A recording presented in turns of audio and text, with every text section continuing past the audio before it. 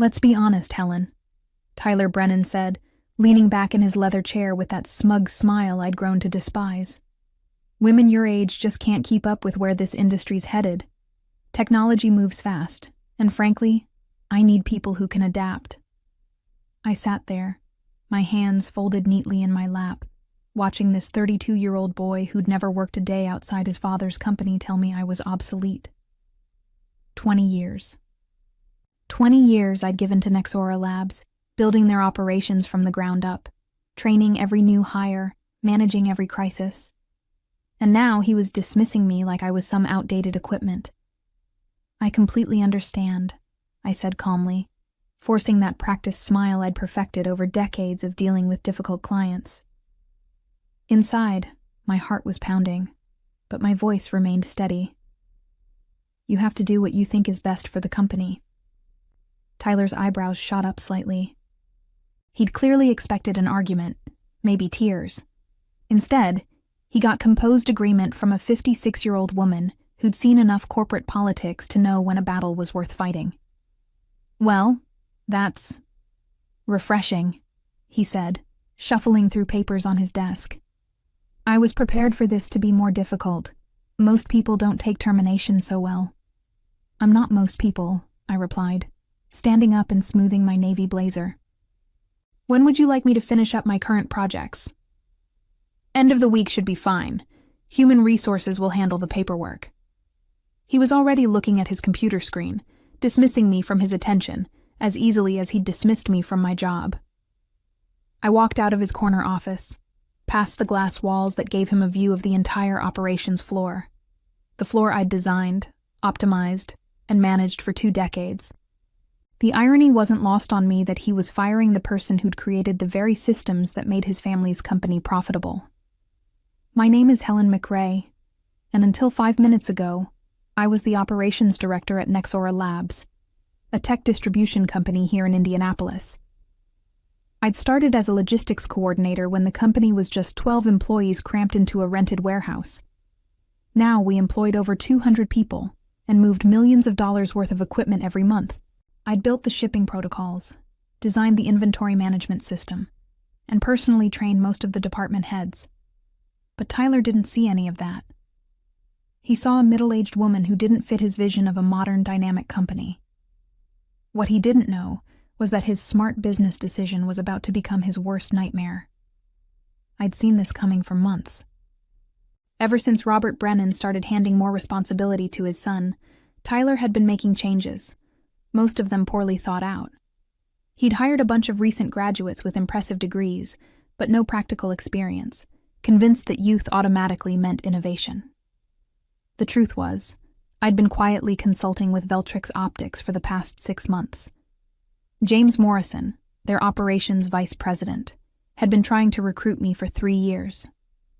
Every time Nexora Labs landed a major contract or streamlined a process that impressed the industry, James would call. Helen, we need someone with your expertise, he'd say. Name your price.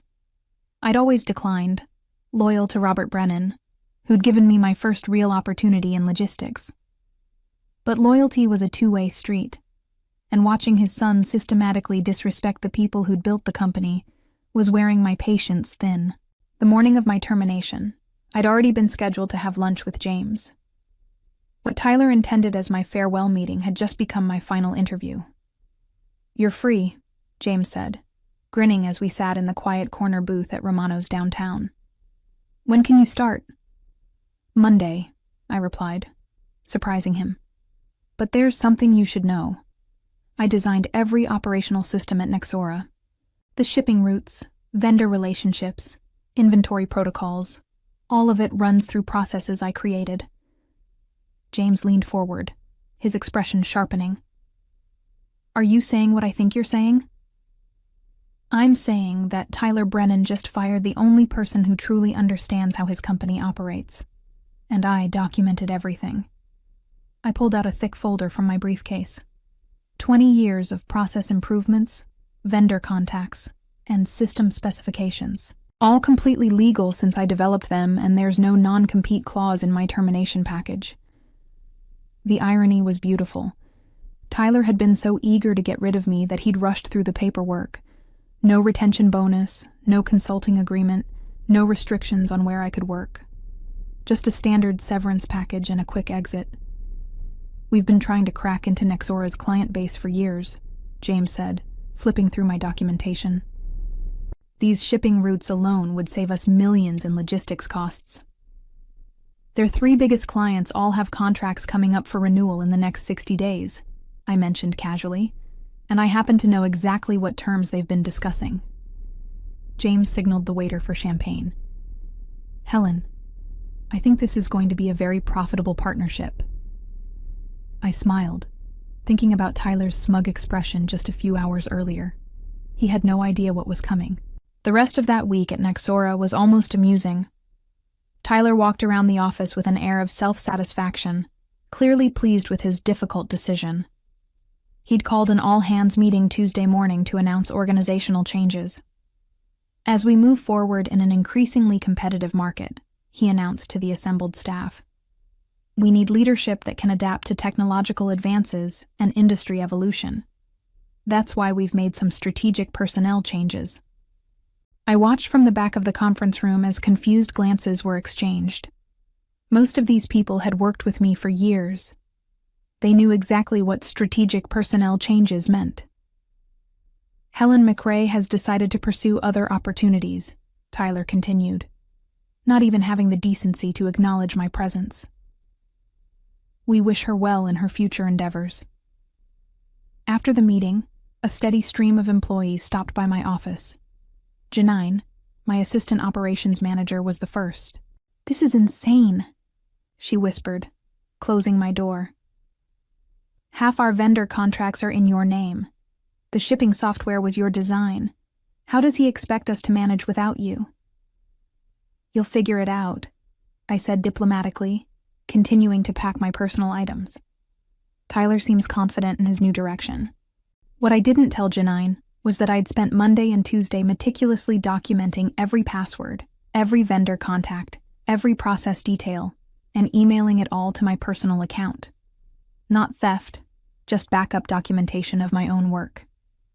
After 20 years, I knew which systems would be the first to break down. By Wednesday, I'd already started consulting remotely for Veltrix Optics. James had arranged for me to begin immediately, and we were moving fast. Their legal team had reviewed everything, confirming that my termination package included no restrictions on sharing industry knowledge I'd developed independently. Thursday morning, I made 3 phone calls. The first was to Patricia Holmes at Westell Distribution, our biggest client. Patricia and I had worked together for 8 years, and she'd always made it clear that her loyalty was to me personally, not to Nexora Labs. "Helen, I heard rumors you were leaving," Patricia said when I called. "Please tell me it's not true." "I'm afraid it is." Tyler Brennan felt the company needed younger leadership. There was a long pause. "That boy has no idea what he's lost. You've saved us millions in efficiency improvements over the years." "Well, I'm joining Veltrix Optics now. If you ever want to explore alternatives to your current distribution arrangement, send me a proposal," Patricia said immediately. "Westell is always interested in working with professionals who understand our needs." The second call went to Gerald Perkins at Microsystems Corp. The third, to Andrea Sullivan at Tech Solutions Plus. Both conversations followed the same pattern. By Thursday afternoon, Tyler's strategic personnel change had just cost Nexora Labs their 3 largest clients, and he didn't even know it yet. Friday morning arrived with deceptive calm. I was scheduled to finish my last day at Nexora, cleaning out my office, and supposedly transferring my responsibilities to Tyler's new operations manager, a 28-year-old named Bradley Brown with an MBA and exactly 0 experience in logistics distribution. Tyler had hired Bradley straight from graduate school, convinced that fresh thinking would revolutionize their operations. What Tyler didn't understand was that logistics wasn't about revolutionary thinking. It was about relationships, experience, and understanding the 1,000 little details that kept complex systems running smoothly. I arrived early, as I always had, and found Bradley already at his desk, frantically scrolling through spreadsheets on his computer. "Good morning, Bradley," I said pleasantly. "How are you settling in?" He looked up, stress evident in his eyes. "Helen, thank goodness you're here. I've been trying to understand the shipping protocols, but nothing makes sense. The software seems to be crashing every time I try to generate a route optimization report." I nodded sympathetically. "The system can be temperamental. Did you update the vendor portal passwords? They reset automatically every 90 days.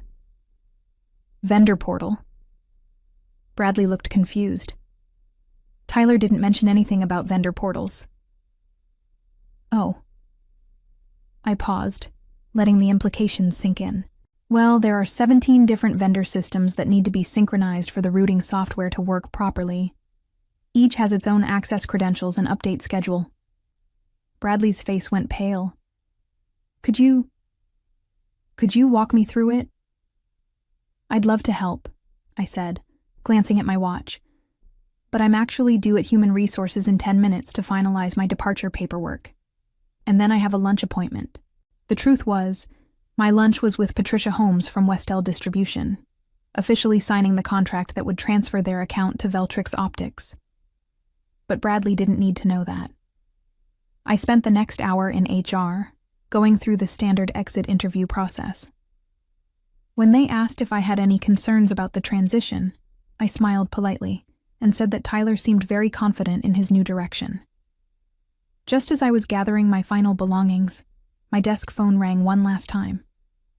"Helen McRae, Operations Director," I answered out of habit.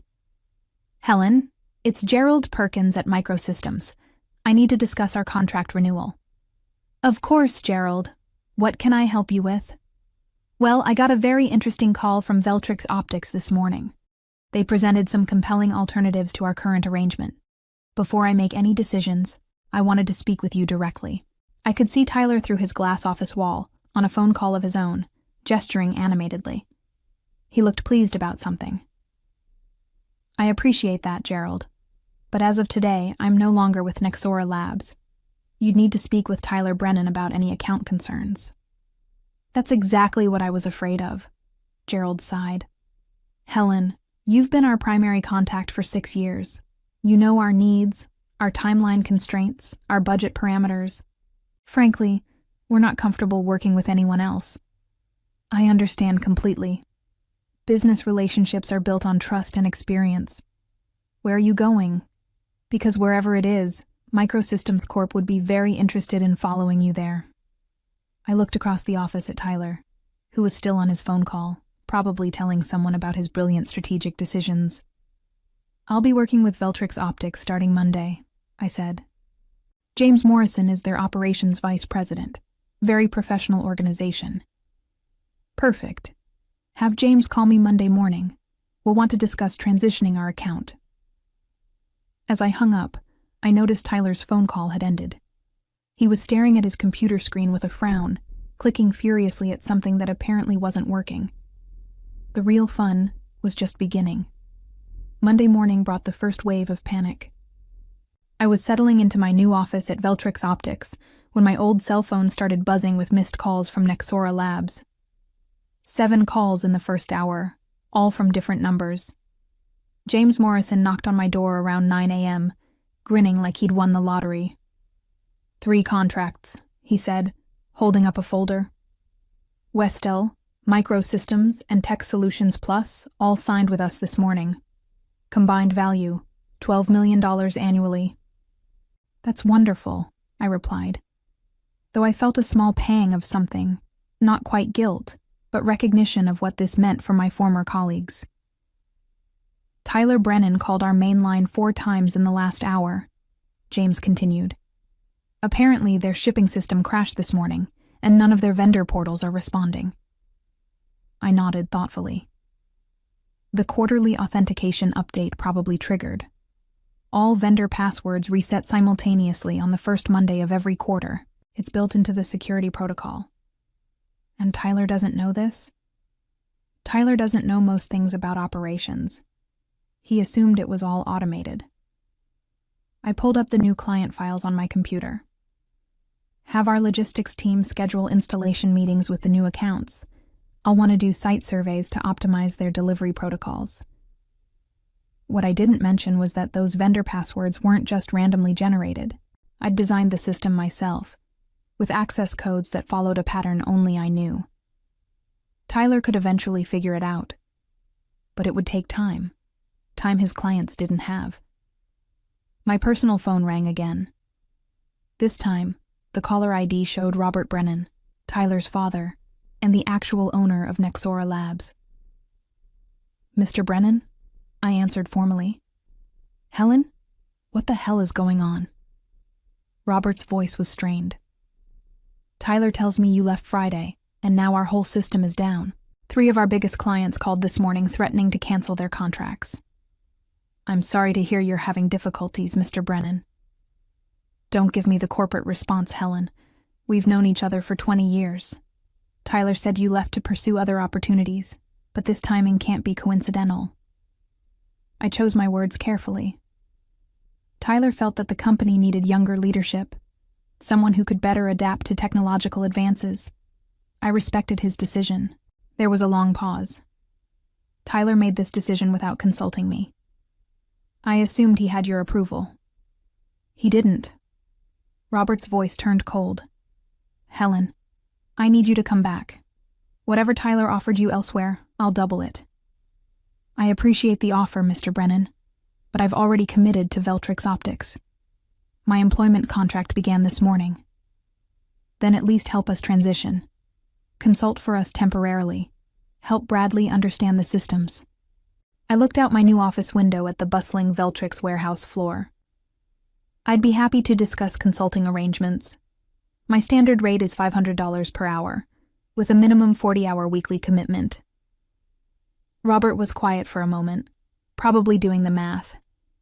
$20,000 per week to fix problems that wouldn't exist if his son hadn't fired me.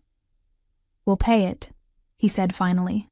"I'll need the consulting agreement in writing, along with Tyler's written acknowledgement that my expertise is required. And Mr. Brennan, I'll also need a formal apology from Tyler for his comments about women my age being unable to keep up with technology." Another pause. "I'll talk to Tyler." "Take your time," I said pleasantly. "Though I should mention that your vendor authentication lockout resets every 7 days. If the passwords aren't updated by next Monday, you'll lose access to your primary shipping partners entirely." I hung up and returned to my new client files, feeling a satisfaction I hadn't experienced in years. Tuesday brought escalation. Tyler himself called my personal phone at 7 a.m., waking me from a peaceful sleep in my new routine. I let it go to voicemail, then listened to his message while making coffee. "Helen, this is Tyler Brennan. I think there's been some kind of misunderstanding. We need to talk about the operational transition immediately. Our systems are experiencing technical difficulties, and Bradley needs your assistance to resolve some authentication issues." No apology. No acknowledgement that he'd fired me 4 days earlier with condescending remarks about my age and capabilities. Just demands for my help now that his strategic personnel changes were backfiring. I deleted the message and drove to Veltrix Optics, where my new team was already implementing efficiency improvements for our 3 new major clients.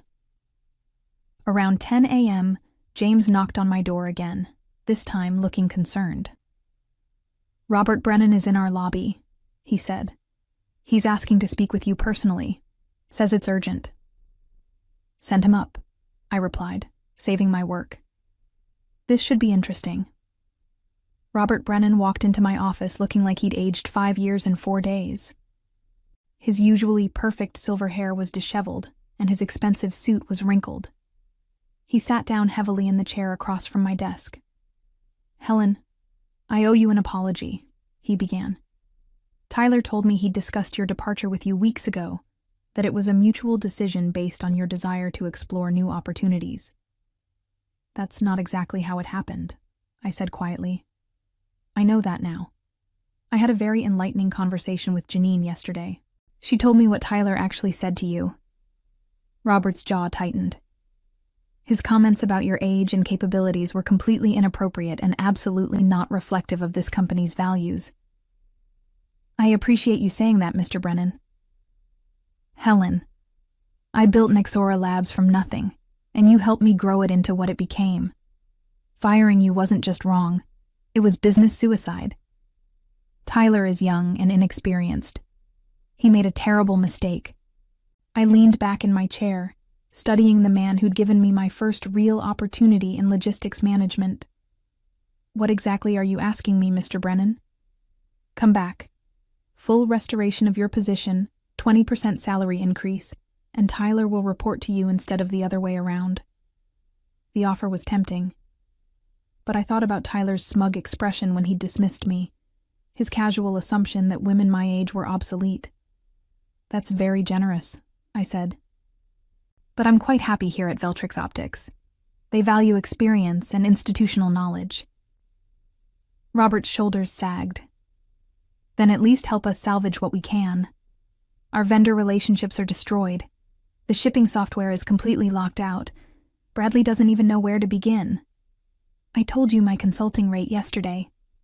$500 per hour, 40 hours minimum, I remember. He pulled out a contract from his briefcase. I had our legal team draft this last night. I reviewed the document carefully. It was comprehensive and expensive. But there was something missing. Where's Tyler's written apology? I asked. Robert winced. He's resistant to putting anything in writing. Legal liability concerns. Then I'm afraid we don't have a consulting agreement. I slid the contract back across my desk. Mr. Brennan, Tyler didn't just fire me inappropriately. He did it with discrimination and disrespect. If he wants my help fixing his mistakes, he needs to acknowledge them publicly. Helen, please. The company is hemorrhaging money every day this continues. Then Tyler better start learning about vendor authentication protocols, I said, standing up. I have a client meeting to prepare for. Wednesday afternoon brought the moment I'd been quietly anticipating. Tyler Brennan walked into the Veltrix Optics lobby, his usual arrogance replaced by barely concealed desperation. James Morrison called my office to warn me he was coming up.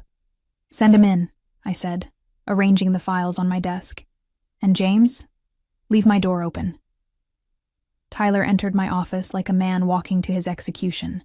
His confident swagger was gone, replaced by the nervous energy of someone whose carefully constructed world was collapsing. Helen, he said, attempting his old authoritative tone. We need to discuss this situation. Please, sit down, I replied pleasantly, gesturing to the chair across from my desk. How can Veltrix Optics help you today? His face flushed at the deliberate formality. Cut the corporate speak, Helen. You know exactly why I'm here. I'm afraid I don't. Could you be more specific? Tyler's composure cracked slightly. The vendor systems, the client contracts, the shipping protocols. You designed all of it, and now it's falling apart. We both know this isn't coincidental. You're absolutely right, I said, leaning forward. I did design those systems. Over 20 years of work, actually. And you fired me because women my age can't keep up with technology. That's not... He started to protest. Let me finish, I interrupted, my voice remaining calm but firm. You dismissed me without consultation, without transition planning, and with discriminatory language. You assumed that innovation meant throwing away institutional knowledge. Tyler shifted uncomfortably in his chair. Look, maybe I was hasty. Maybe I didn't fully appreciate your contributions. Maybe, I smiled. Tyler, in 4 days you've lost 3 major clients worth $12 million annually. Your shipping system is locked out until next Monday. Your new operations manager is having panic attacks trying to understand processes that took me 2 decades to develop. So help us, he said desperately. Name your price. I leaned back in my chair, savoring the moment. My price is simple. A written apology acknowledging your discriminatory comments and your mistake in terminating me. Posted publicly to the company website and sent to every vendor and client. His eyes widened. That's career suicide. Perhaps, I replied, but it's also accountability. Thursday morning brought the collapse I'd been orchestrating since Monday. James Morrison burst into my office with barely contained excitement, holding his phone and a stack of reports. "Helen, you need to see this," he said, spreading documents across my desk. Nixora Labs just lost their primary shipping contract with Continental Express. Their delivery network is completely shut down. I reviewed the termination notice with professional interest. Continental Express had been Nixora's backbone shipping partner for 15 years, a relationship I'd personally negotiated and maintained. Without them, Nixora couldn't fulfill any client orders. "There's more," James continued. "Bradley Brown submitted his resignation this morning, effective immediately. He sent a company-wide email saying the position was beyond his capabilities." "That's unfortunate," I replied, though I wasn't surprised. Bradley was a smart young man who'd realized he was being set up to fail in a position that required decades of experience. My phone rang, displaying Robert Brennan's number again. "Helen, please." Robert's voice was hoarse when I answered. "Tyler will issue the apology. Written, public, whatever you want. We just need you to help us salvage what's left." "It's too late for that, Mr. Brennan," I said gently. "Continental Express terminated your shipping agreement this morning. Without them, you can't fulfill orders for any remaining clients." There was a long silence. "How did you know about Continental?" "Because Patricia Holmes at Westell Distribution is on their board of directors. When she told them about Tyler's management style and discriminatory practices, they decided they didn't want to work with companies that treated experienced professionals that way." "This will destroy us," Robert whispered. "Yes," I agreed. "It probably will. Tyler made a choice last Friday. Now he gets to live with the consequences." I hung up and returned to my work, helping Veltrix Optics integrate 3 major new clients into their expanding network. Outside my office window, I could see delivery trucks bearing our company logo, efficiently executing the improved protocols I'd designed. The future looked very bright indeed, and I was finally working for people who understood that experience and wisdom were assets, not liabilities. Looking back on those pivotal days, I realized that Tyler's attempt to discard me had actually freed me to flourish in ways I never imagined possible.